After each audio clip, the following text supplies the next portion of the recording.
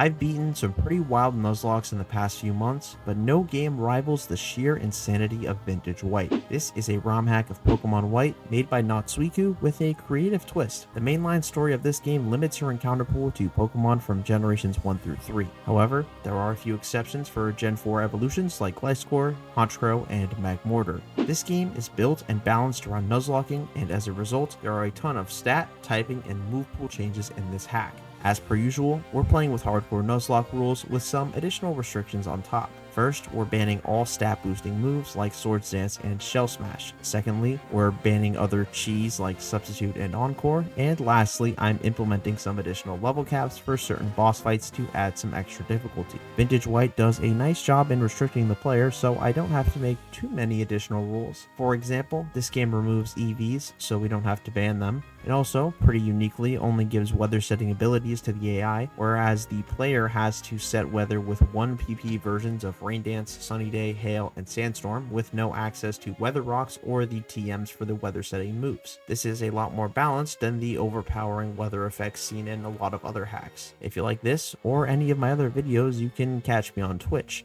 and feel free to join my Discord. Let's get into the run. Vintage White has 3 intriguing starter choices. Swampert and Blaziken are both good, but not super ability or IV reliant, especially since Blaziken loses speed boost in this game. The most IV and nature dependent starter is Trico. This thing is totally reworked with it now being physically biased, but still having respectable special attack. When it evolves into Sceptile, it gains a secondary dragon type, which means that even despite its frailty, it has a ton of switch-in opportunities. Pair this with Stab, Technician boosted Dual Chop, and good IVs in nature, and you have one of the best Pokemon in the game. My Trico is Naive Nature with Technician, so we're off to a great start. It may not be the best early on, but this thing is going to put in a ton of work in the late game. I get Wurmple on Route 1, which is okay. Both Beautifly and Dustox are buffed, but Dustox is definitely the better of the two, with really good bulk for the early game and potential access to multiscale. My Wurmple, quite predictably, evolves into Beautifly, so that last tangent was somewhat irrelevant. This thing is Timid Nature with Tinted Lens though, so maybe it's decent. I also grab a Gift Psyduck, which is okay. It's nice that Suicune gave the player an extra encounter though, as normally Gen 5 early games can be kind of brutal. Vintage White's isn't too bad though. On Route 2, we fight Youngster Jimmy. The first trainer is unfair without overleveling. He has an Adaptability Rattata with 31 attack IVs and Quick Attack. Not only does Adaptability Tackle do immense damage to everything you can get before him, but Quick Attack ensures that anything at half or below dies instantly. And his Pidgey will ensure that at least one Mon will be at half or below nearly every fight. Apparently, Sweet Goose said 50 people had no trouble with this glaring issue and found it completely balanced. And before anyone says, oh, just overlevel him, think about that for a second. You are telling me to overlevel for the first trainer because he is too hard at matching levels. If that doesn't say anything about the balancing of this hack, I don't know what does. But if anyone can prove me wrong and this fight is actually perfectly balanced, please prove me wrong.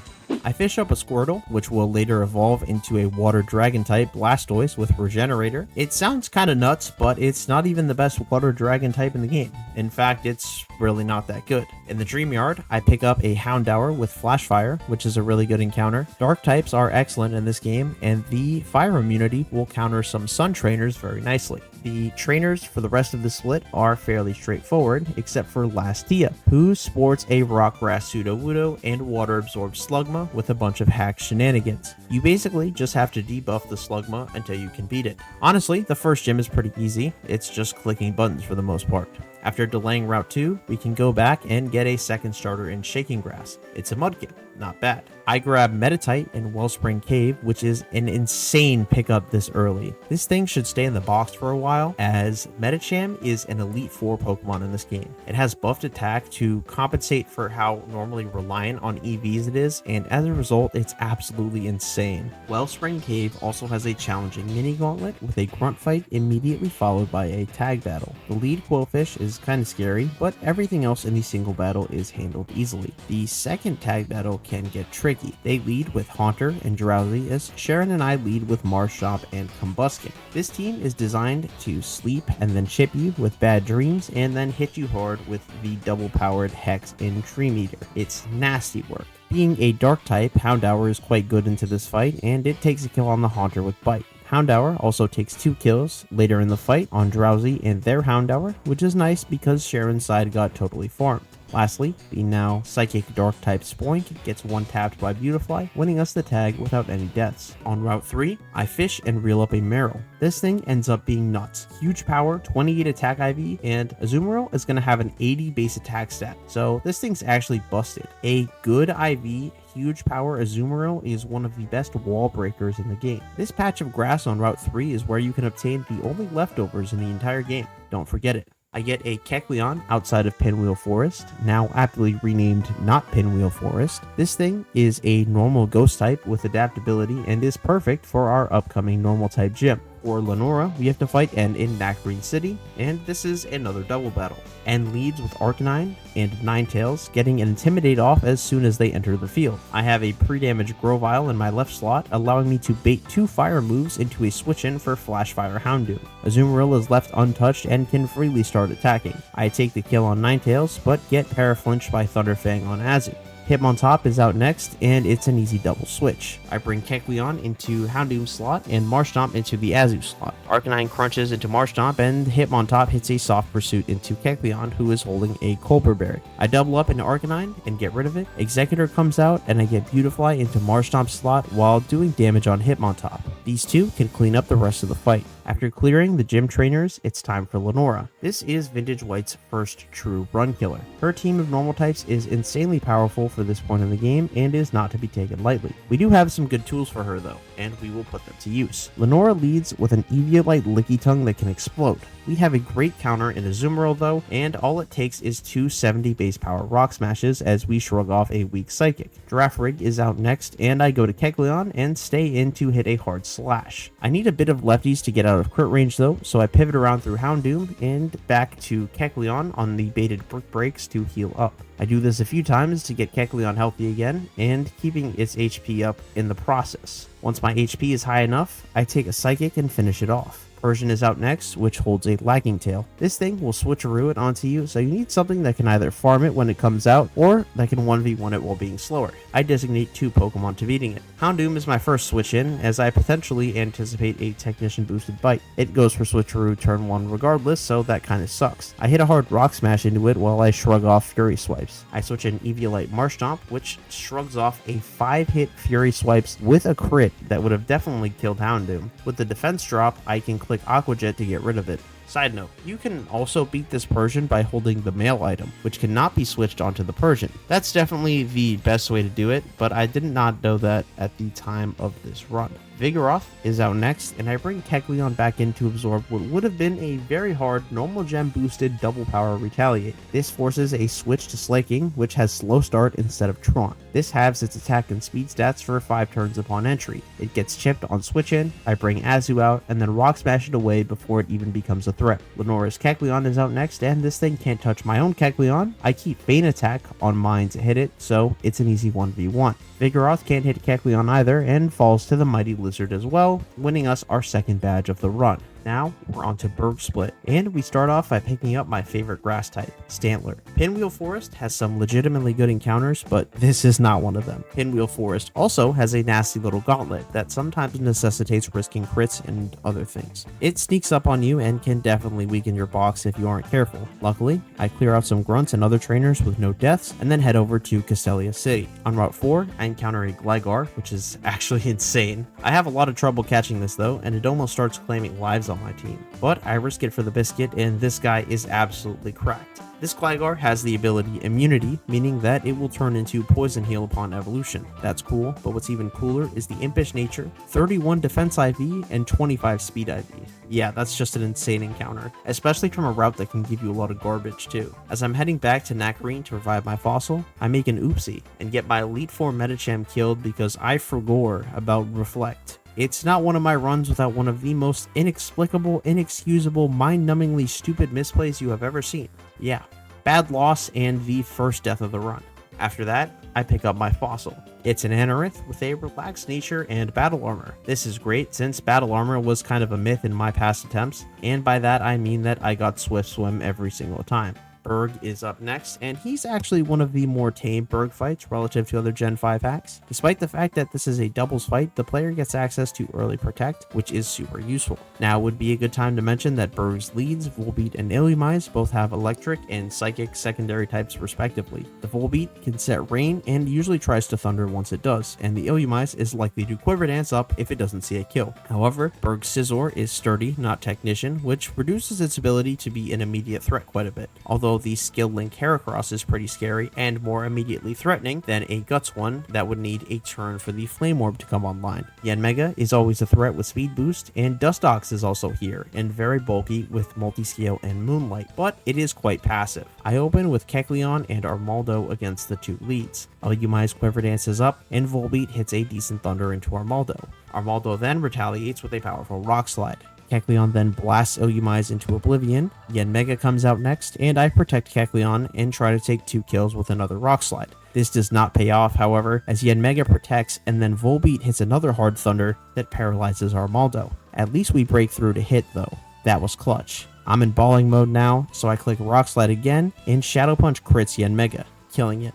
Nice, but it dies to Rock Slide anyway. But I'm also not sure why I didn't Shadow Punch Dustox here to break multi-scale. And I get punished for it too, since I get paralyzed on Armaldo. Anyways, it's time to switch out as Scizor comes in. I double switch and eat a double target into a Azumarill, getting Houndoom in for free. I Aqua Jet Scizor to break Sturdy, and Incinerate to take it out and chip Dustox. Heracross is out next, and I protect Doom and switch Beautifly in on a Sludge Bomb that would have just barely killed if it crit. I protect Beautifly and then attack with Houndoom. I kill Heracross with Houndoom and then go to work on doubling Dustox, which eventually wins me the 3rd badge of the run. Nice. As we begin to head into the desert, we have a single battle with Bianca, which isn't too bad, and then another face-off with Sharon. This is a nasty Sun team running a Drought Flareon, an Ice Rock Glalie with Life Orb, Snorlax, and Speed Boost Blaziken. I lead with Sceptile and Swampert. I protect Sceptile and blast Glalie with Swampert to take it out of the fight turn 1. Blaziken comes in and I switch Gliscor in as I bulldoze the entire field with Swampert. Gliscor eats a double target and Swampert can do big damage while dropping speed. I protect Gliscor, then bulldoze again, killing both Pokemon on the field. Snorlax is out last and I can pretty safely throw the rest of my team at it and wear it down. Now onto the desert. Some of my favorite optionals are here, including the one I lose my Beautifly to because I forgot about the Sand Special Defense boost when calking. Nice. At least after that, I can grab some new encounters like Cacnea in Desert Resort and Omanite in Relic Castle. Omastar is quite good in this since it has some nice buffs and access to shell armor, which mine has. Before Nimbasa N, I pick up some new encounters like Doduo on Route 5, Charmander on Route 16, and Totodile in Lost Lorn Forest. Next, we have a double battle with N and his new Sand team. This fight is pretty interesting, so here's how it went. N leads with Steelix, which sets Sand, and an Intimidate Tyranitar as well. I lead with Cacturne and Omastar. A Water Gem boosted Scald kills Steelix, and I immediately hard switch in for Alligator to bypass the Intimidate from Tyranitar. N's Cacturne comes out next, and I draw a double target into Omastar in order to chip T-Tar. I bring Armaldo in and Waterfall Tyranitar to kill it. Sandslash is out last, and I tank an Iron Head from it, avoiding a flinch, and then Bug Bite Cacturne while protecting the Gator. Then I can rotate around and 2v1 Sandslash, taking care of business against N. The next big boss fight in this game is Elisa, and she's another double battle. Elisa runs a Plusle Minun lead with Prankster Rain Dance to set up for some nasty Thunder Cheese. She also has Vintage White's Giga Buffed Electrode and a Levitate Magnezone with an Occaberry. Her scariest Pokemon, however, is her Pidgeot. In Vintage White, Pidgeot is an electric flying type with no guard that spams Thunder and Hurricane. With base 115 special attack and a Life Orb, this thing is so hard to counter. It's demonic. I open with Gliscor and Charizard, and no pre-damage since health is going to be important for pivoting in this fight. I can fire off a massive Earthquake, chipping Plusle, and getting Minun low while baiting attacks into Charizard. This sets up for a hard Swampert switch and U-turn kill with Gliscor. This lets me get Armaldo in, taking a weak Discharge and baits Magnezone out. Plusle Rain Dances, and I protect Swampert on an Energy Ball from Magnezone. My Armaldo is holding a Babiri Berry so that Magnezone doesn't see a kill with Flash Cannon. Then I pull out the nastiest tech. I use Smackdown on the Magnezone to nullify the effect of Levitate, allowing for it to be hit by a ground move. I get Sceptile in here on a soft energy ball and then protect Armaldo. I dig with Sceptile and bring Swampert into the Armaldo slot. Then Plusle pulls the Uno reverse card and Prankster T-Waves my Sceptile. And I didn't have a Lumberry since it kind of just spams Helping Hand all the time, although this is something I should have accounted for. Sceptile gets fully paralyzed and I keep trying to bait stuff on the other side, so hopefully I can get this kill. Then the AI inexplicably goes for a Helping Hand boosted Flash Cannon into my Sceptile spot, despite seeing a kill on Swampert, so I have to dodge the crit. I finally hit the dig into Magnezone and it dies, with Charizard baiting moves on the other side. Things aren't getting any easier though, as Pidgeot is out next, and this calls for a Swampert Omastar double switch. Omastar eats the Hurricane and this sets up for a Swampert kill, outspeeding with Swift Swim. Remember, Rain is still up because of the Damp Rock.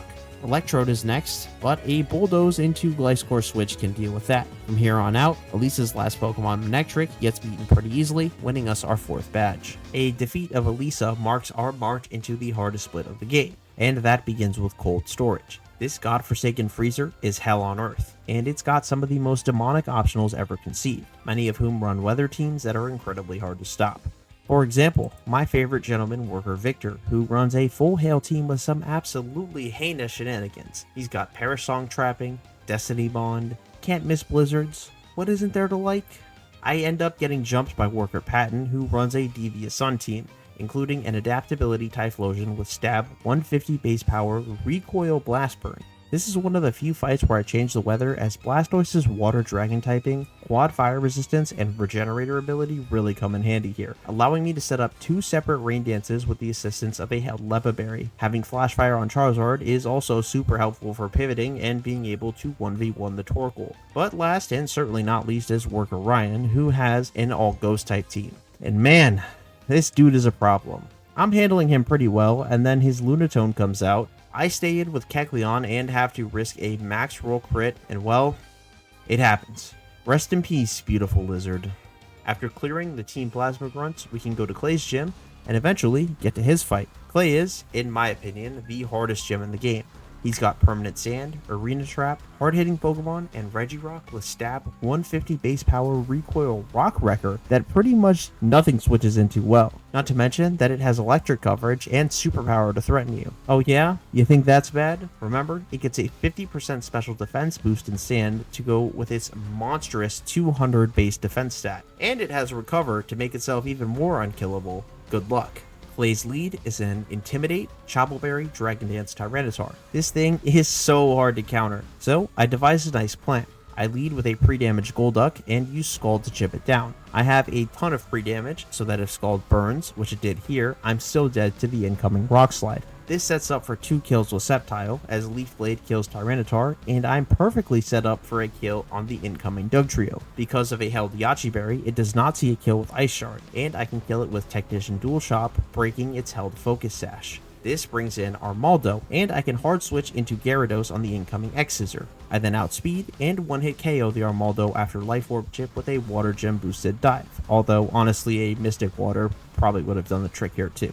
Dive is 100 base power and 100% accurate in this game, so it gets the same treatment that Fly gets in this and a lot of other ROM hacks. The scary Regirock is out next, and I pivot through Swampert on the incoming Thunder Punch, and then bait Superpower into Azumarill. After the Superpower recoil, I can break through Regirock with a Water Gem boosted Aqua Tail. Remember, this Azu is Naughty Nature with a 28 attack IV, and it effectively has a base 160 attack stat in this game with huge power, making it an insane wall breaker, and it punishes Regirock through its massive physical defense. Sudowoodo is out next, and it just gets deleted by a superpower. Absolutely farmed. Last up is Aggron, and Swampert shrugs off the incoming superpower, allowing for a pivot to Gliscor, and a Ground Gem boosted Earthquake can break through Aggron, winning us arguably the hardest gym fight in the game.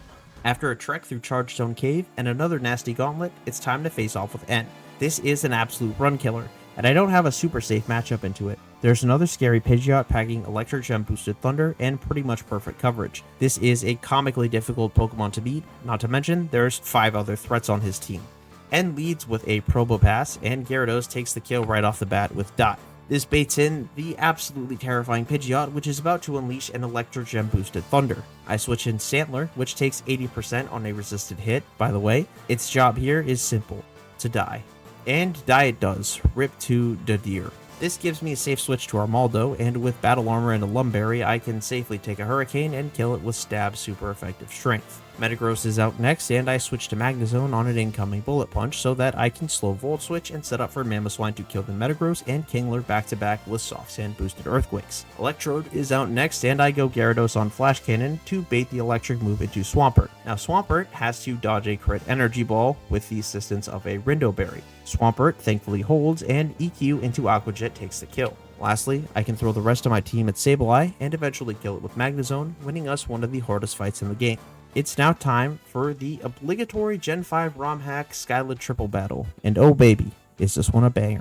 See, Tailwind makes this fight pretty free, but of course I don't have a Tailwind setter, so we actually have to play the game. There's some scary mods on this team for sure, and certain conditions can call for a good amount of steering. Skyla leads the Crobat, Gyarados, and Dodrio. I bring out Magnezone, Electivire, and Sceptile with some pre-damage.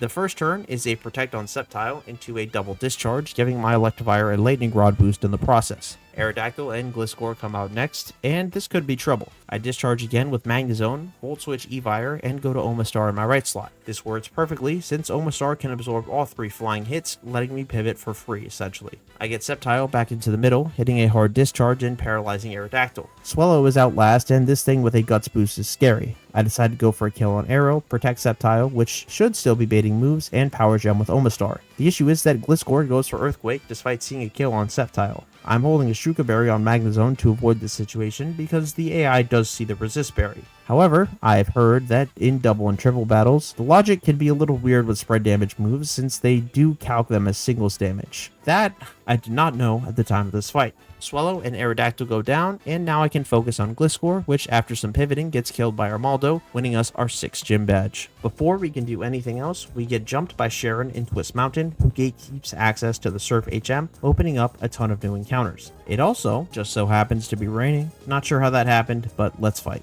Sharon leads with Glalie, which dies to a single Aqua Jet in the rain from Azumarill. Pidgeot is next, and I bring in Swift Swim Swampert on a Thunder and KO with Aqua Tail. I can also take a kill on the incoming Blaziken. Flareon comes in and sets up the sun, and I can get Rain back up with Blastoise. With the sun gone, Gliscor can safely come in 1v1. This baits out Snorlax, so I U-turn and 1v1 it with Mamoswine. Salamence is last, and I pivot through Gliscor, slow U-turn, and set up for a Sceptile kill with Fake Out into Dual Chop. This gives us access to Surf and a ton of encounters. With all the Water Starter dupes, I have a guaranteed Lapras on Route 17. This is a Suicune special, and one of the most comically stupid Pokemon I have ever had in my possession. Water Dragon with Shell Armor is already pretty good, but it has stat buffs and access to recovery, so this thing is like kind of unkillable. I also get a Slugma on Route 18, which will turn into a Fire Water Macargo. That might be okay, I don't really know. I also get Grimer, which basically evolves into a Lowland Muck in this game. That is actually pretty good.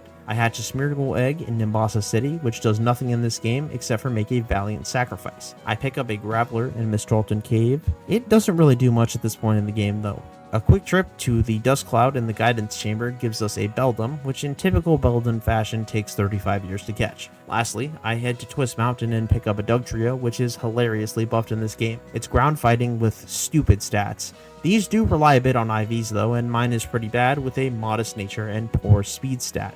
Bryson is up next, and we're back to doubles. He runs a pretty nasty Hail team with Can't Miss Blizzards and Ice Body to make some of his already bulky Pokemon just that much more bulky. Thankfully, there's no Snowcloak cheese, but this is a pretty formidable fight. Bryson opens with Regice and Glaceon as I lead with Dugtrio and Metagross. This is 2 free kills though, as Dugtrio can blow through Regice with close combat, and Metagross with a wide lens can hit a Meteor Mash, which has buffed accuracy in this game. This, along with a boost from Iron Fist, lets us break through Glaceon. This baits out Jinx and Lapras, and while I could kill Jinx, I decided to go for Chip on Lapras since it's so hard to kill. I do draw in the double target, but Metagross takes a nice chunk from Blizzard. I switch my own Lapras into the Dugtrio slot and Bullet Punch Jinx to kill it. Next turn, I protect my Metagross and Dragon Pulse Lapras to get rid of the Haban Berry. I Dragon Pulse again, and then switch my newly acquired Shell Armor Kingler in, which can also take a double target as I dispose of the Lapras. This leaves Walrein and Frostlass, so I protect Kingler to no avail, taking a nasty Ice Beam on Lapras as I hit it back with Dragon Pulse. This calls for an instant double switch as I bring in Azumarill and Magnezone to finish the job.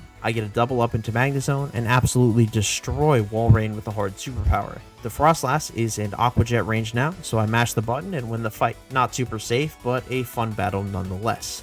Route 8 holds another scary fight featuring a double battle with Bianca. She leads with Typhlosion and Banette, who are both very hard to counter. I open with Azumarill and Smeargle. I take out Typhlosion with an Aqua Jet as Smeargle gets obliterated by a Night Slash from Banette. Nice of Smeargle to finally serve its intended purpose. This fight gets really sideways though, and I get put in a really tough spot that causes me to lose both Muck and Magnezone. Thankfully, those two sacrifices allow us to win a bloody fight with Bianca and progress into Iris Split. The gym trainers here in Iris's gym can be a little scary, so I make a few more strategic sacrifices to get through without any real issues. After clearing the trainers, it was time for a triple battle with Iris. This fight features her infamous dragons along with a Metagross for good measure. There's a ton of ways that this could go wrong, but let's get into the fight. Iris opens with Salamence, Metagross, and Flygon as I lead with Regice, Sceptile, and Cloyster. I protect Sceptile here because even with no pre-damage, it baits 3 kills into itself. This is assisted by the Babiri Berry that my Regice is holding to stop Metagross from attacking it.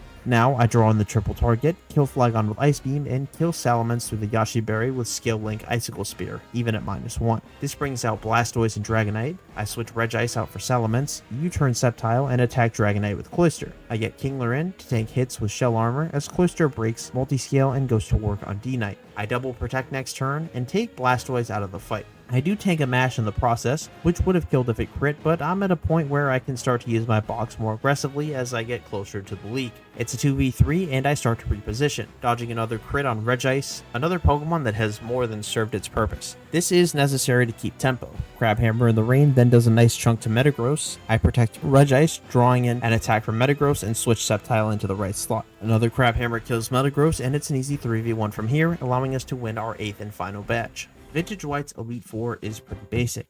It's all single battles with some cool and interesting gimmicks. Chantal's team has some strong ghost types with nasty coverage and status. Grimsley has powerful dark types that match up very well into most boxes, including things like Weavile, a Sniper, Crit Machine Crobat, Houndoom, and Dragon Dance Tyranitar. Caitlyn has a disgustingly bulky Eviolite Drowsy that's very hard to counter. It puts you to sleep and drains your health away with bad dreams, while also being so bulky that it's almost impossible to kill in any kind of timely manner. Lastly, Marshall's fighting types are Swag for Permasand and has a full team built around it. This fight is probably the scariest, having the most coverage and a Flygon that is extremely difficult to match up with.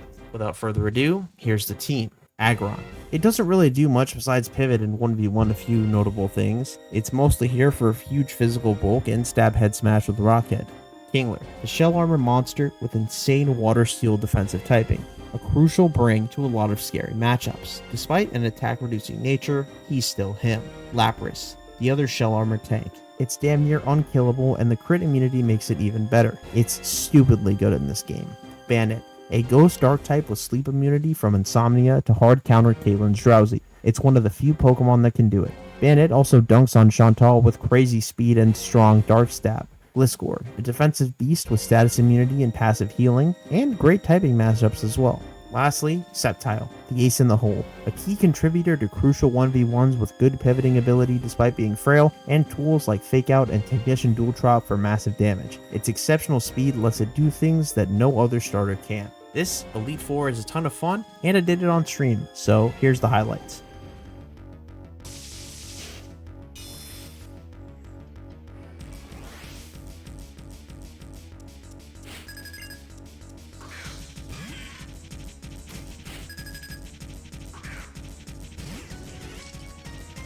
Alright, let's go, baby. Screech Gaming right here. Okay. Not really surprised it goes to leftovers.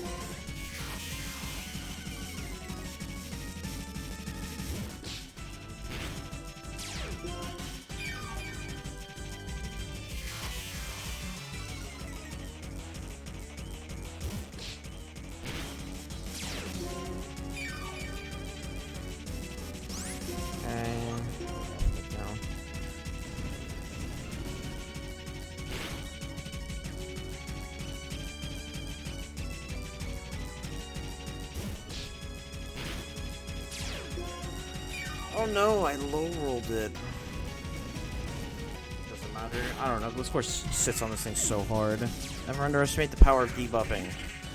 Alright, in the Bandit here. This is just a hard Aggron. Could Will-O-Wisp here. I have a Lomberry for it. Could also go for another Shadow Force. I guess let's see. Okay, so it's gonna Shadow Force again. It's fine.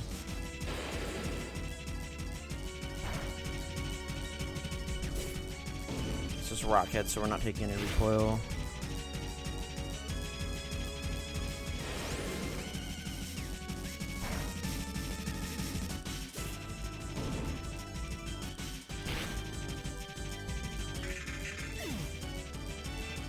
Okay, Zangoose. This should always be close combat, even at this low HP.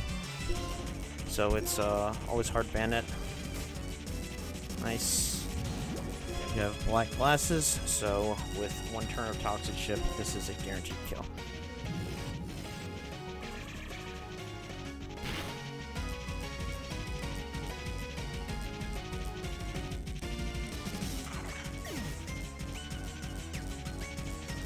Okay, next is Gengar. Gengar just gets Sucker Punched.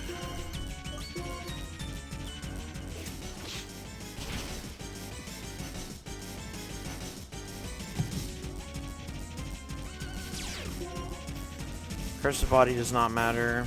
We're not Sucker Punching again this fight. Okay, now we Night Daze to kill Kecleon.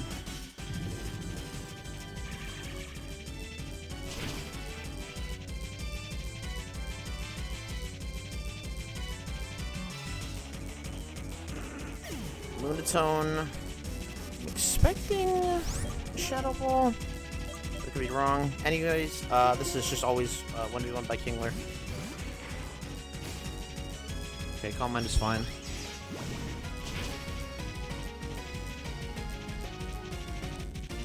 Okay, Calm Mind again. Actually throwing.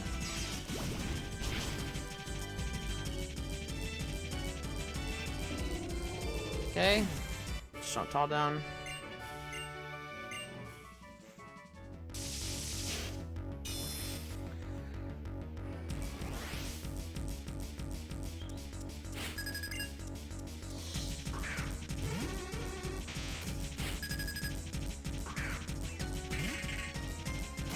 Okay, this is an Eviolite Drowsy with 100 in both its defenses, and it's super bulky. Thankfully, Bandit is one of the few things that can actually just dunk on this. So we're gonna knock off the Eviolite, and then, as you can see, Dark Void doesn't even work because our Bandit is Insomnia. So we can just kill it again with another knockoff.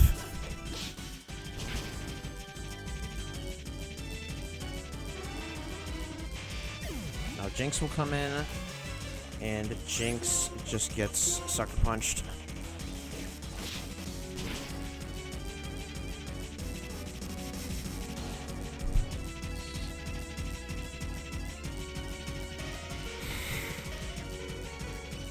Next, Alakazam. So this is the first pivot because this thing has a Focus Sash. So we should be getting a Thunderbolt into Lapras. Lapras is Water Dragon in this game. It is not Ice type, so we are not weak to this. Lapras is Shell Armor, so it can't get crit. That's a pretty good roll. Okay, now we're gonna recover on the Psychic.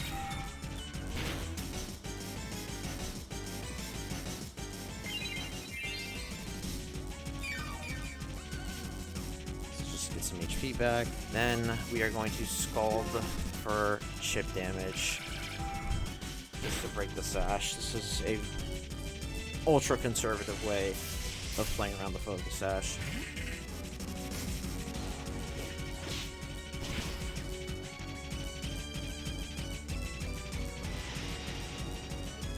Next is Gallade. This is hard Sceptile. We are baiting Leaf Blade from Gallade. Bandit is Ghost Dark type, so you can just hard switch to Sceptile here.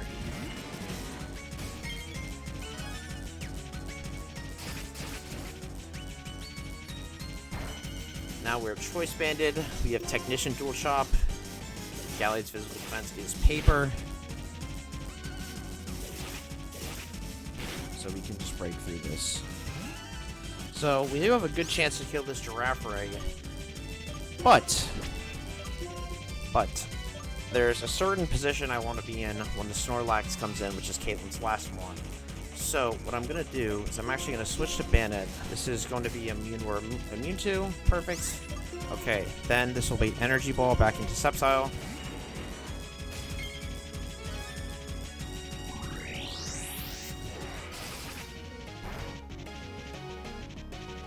Okay, we're going to Fake Out.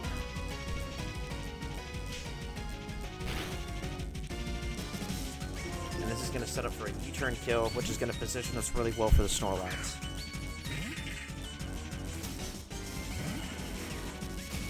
Okay, perfect. Oh, fuck me. Wait, that was a misclick. Oopsies. Okay, it didn't kill. Never mind. That was a misclick. Okay, it's fine. It's fine, we can just do it again. Oh, it would not be one of these runs without a terrible misclick. I'm glad I got it out of my system there. It's actually a really good mon. Oh, fuck.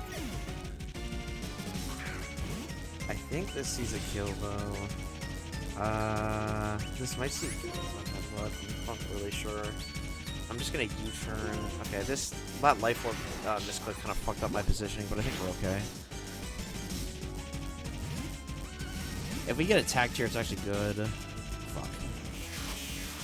Okay, so it's at -1 defense now. Okay. Personally, has 2 PP in this game, so... Okay, that's at -2. We do live a crit from full, even at +2 attack. And then this is going to be really good for when Kingler comes in. It's at -4.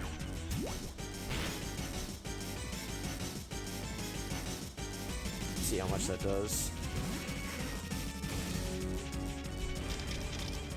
Rock Smash is 70 base power in this game.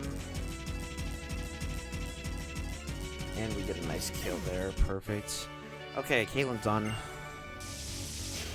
Alright, Marshall.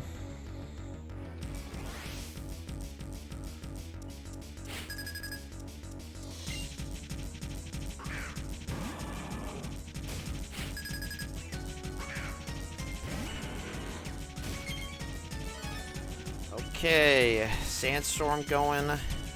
We out here, baby. Alright. We are going to Fake Out.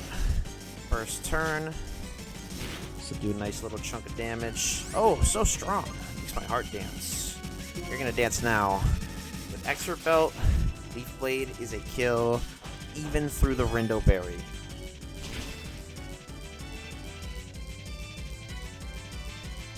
Buying. Sceptile gaming right now. Oh no, Flygon. Oh no, Flygon. You just click buttons. Click dual chop, baby. That's all she needs. Easy. Absolutely fucking farming out here. Kingler! Alright, this is going to be a Meteor Mash, so we're going to U-turn here for a little bit of chip damage. Then, we are going to switch in my own Kingler, the Pivot. We eat Meteor Mash. This does nothing. Okay, now we're baiting Rock Smash. This is baited into Gliscor. And then with a Ground Gem, we have a guaranteed kill with Earthquake.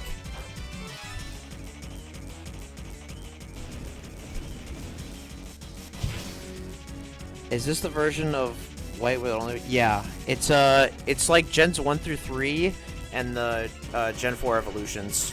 Okay, so we should just 1v1 the Steelix. This is a Curse Steelix. But we can just debuff it faster than it can set up. This thing is an absolute monster. Okay, we can Earthquake now.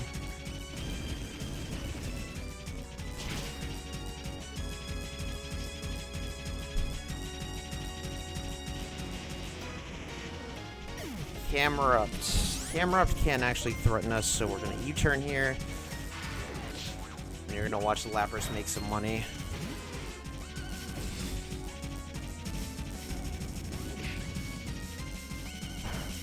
This is a Passion Berry, so this is going to kill it. But we just need to stay healthy for Cradley. Could switch here. I actually wouldn't be totally surprised if it switched. Because Cradley, his Storm Drain, okay, we're gonna cover. Yeah. Alright, at least we get back to full. And like, this thing can't touch Lapras. Lapras is so bulky. I'm curious to see what the AI does when I Perish Song. Because that's pretty much what I'm doing to kill this. Like, we can just do whatever. It does nothing. Doesn't really matter. It's just about stalling turns at this point. Now we're gonna switch just when the Perish Song goes, so Lapras doesn't die, obviously. Oh, I just got red. Holy shit, I just got red. Alright, it's fine. That's funny, dude. That's surprised that AI knows how to switch that situation. Alright, we're just gonna be switching back into Earth Power here. But it's the same. I mean, it's just rinse and repeat. Just always switch the game into this.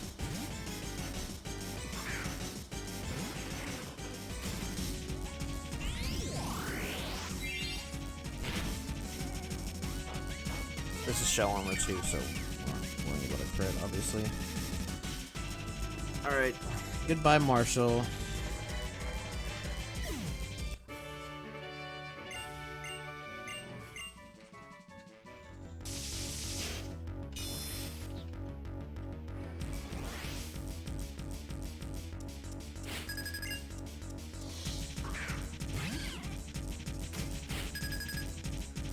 Okay.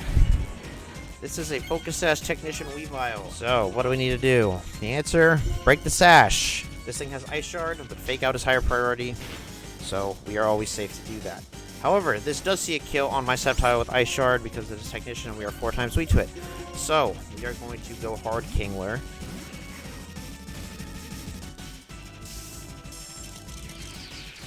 This does 3 damage. Literally, okay, we're never dead. To low sweep here, and we always kill this with either Iron Head or Rock Smash, it doesn't matter. And this puts us in really good health for T-Tar. Okay, Tyranitar comes out.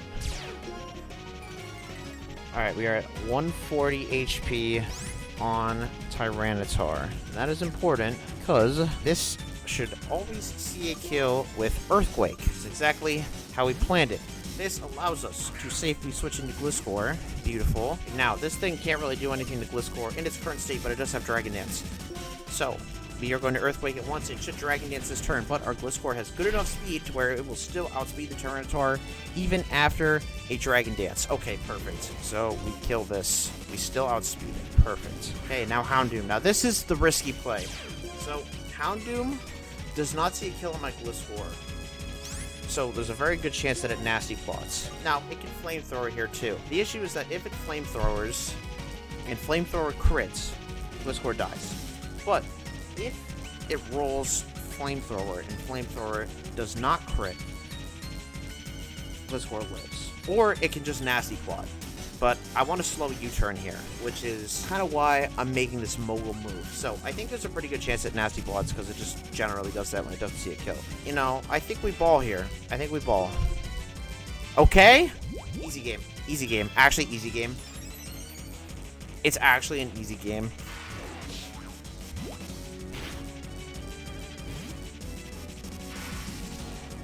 Okay, this gives us a safe Sceptile switch, then Fake Out into Dragon Fang boosted Dual Shop. We'll always kill this. Alright, this is perfect, but this is a very safe 1v1. Okay, so we just win now. It's basically what I'm saying. Earthquake does really good damage into this. 2-hit KO. It's gonna knock off probably, but... Oh. Wow, I'm surprised that was a kill from there. Alright, well, I mean, that was...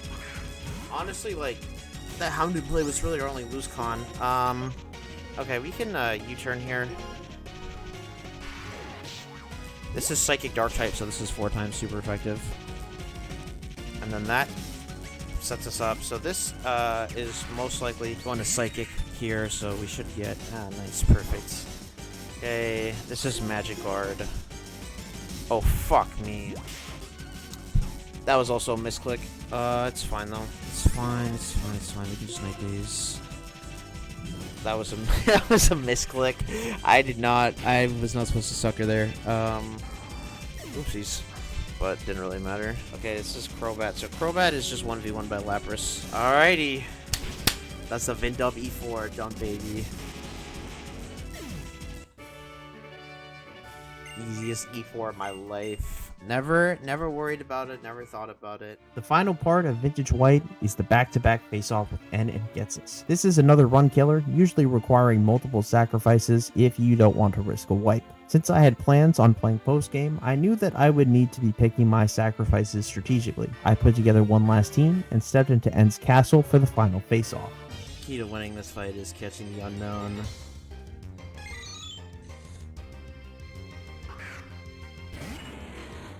Alright. I'll quick ball this though. For the fans.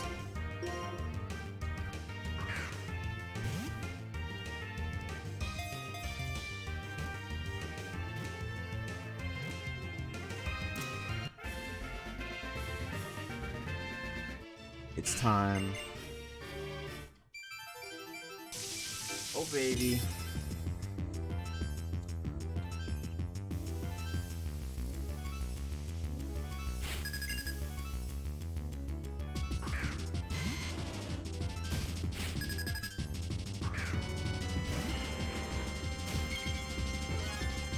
Alright. First turn. Always a little fake out angle. Just a little bit of chip on the Venusaur. Now we're gonna U-turn.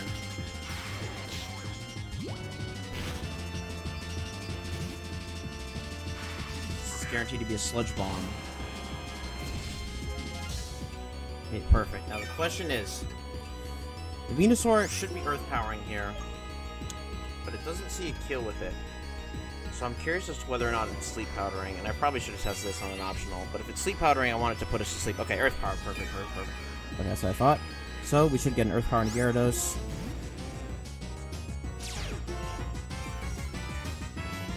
Okay. Like clockwork. Alright, now we kill this with Fly. We are Choice Scarf. We're gonna kill 2 back-to-back.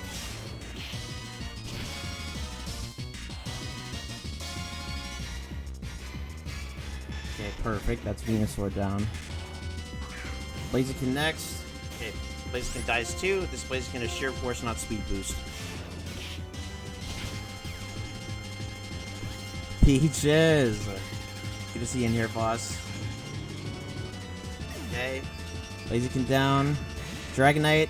This is a guaranteed Thunder Punch, so we always go to Sceptile. Sceptile is holding a Lumberry in case of paralysis.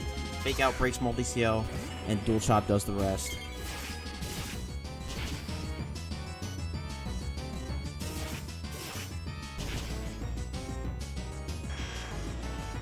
Okay, Feraligatr comes in next. Get intimed, but it is no problem, because we can just nuke this with Leaf Storm.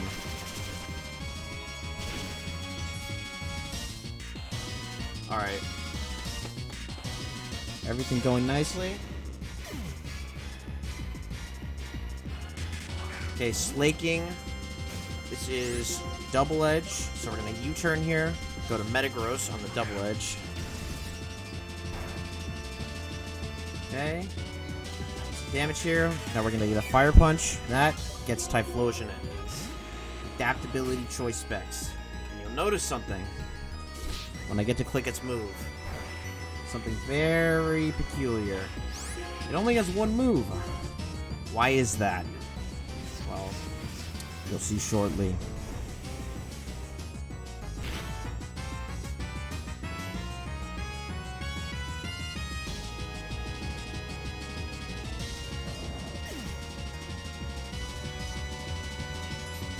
Because N's last Pokemon, of course, is Ditto.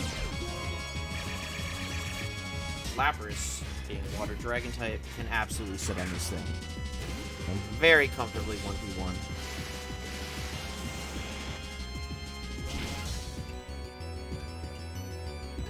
Alright, perfect. The Peach House strat comes through again. Oh yeah. That's the gift that keeps on giving, man. Anyways, Getsus is the real motherfucker here. This is the fight that I fear. There's some crits that can fuck us on this fight.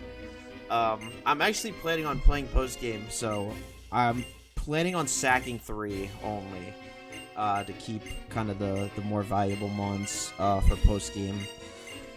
So that's also something to consider in my little strategy here. This angry bastard is pretty terrifying.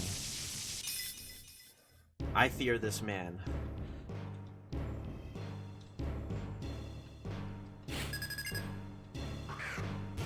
Okay, this is a Focus Sash Gengar. Oh man. Alright. This is so scary. You're gonna U-turn here to break the sash and get some chip damage. Gengar is 50-50 here to Shadow Ball or Focus Blast. If it Shadow Balls and it crits, it's really bad. Okay, that's so good. That's actually so good.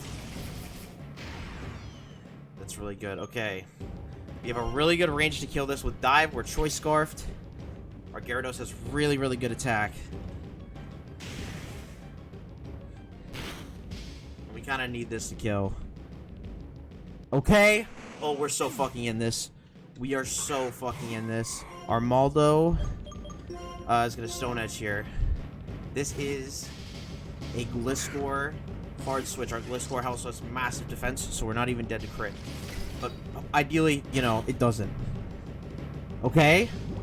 Alright. Alright, this is going really well. Now we U-turn here. This is going to bait Aqua Tail. I cannot even begin to explain to you guys how much we are in this. Okay, perfect. Nice Aqua Tail.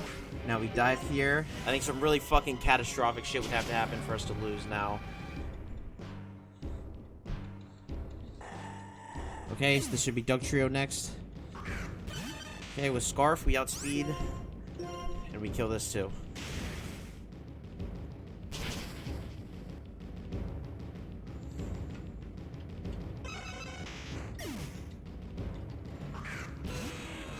Alright, the big bad Demon Ray. Many people sack to this thing, and I'm one of them.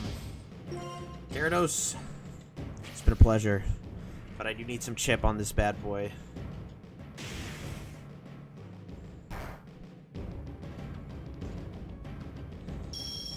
Godspeed, brother.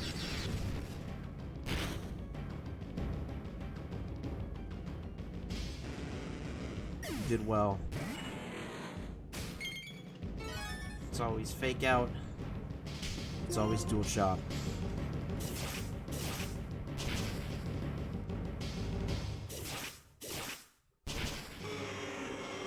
Okay. Alright. This is really good.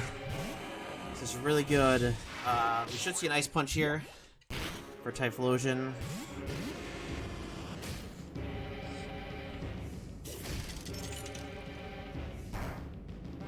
Now we Blast Burn to kill Metagross. Alright. Almost there. Almost there, gentlemen.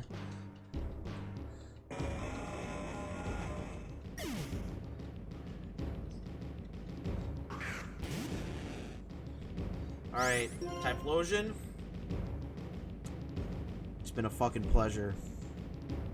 But you're going down. Unless you want to live. You can crit this if you want to live.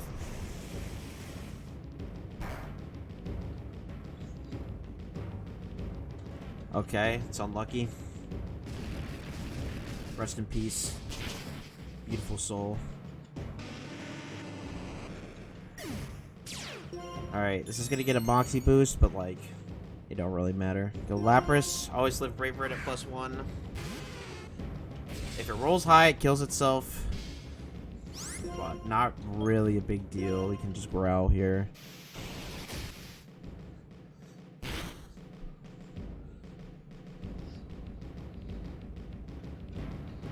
Okay.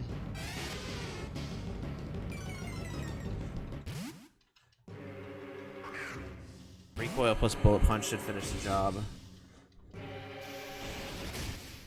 And that's gonna be Vintage White. Alright, goodbye Gyarados.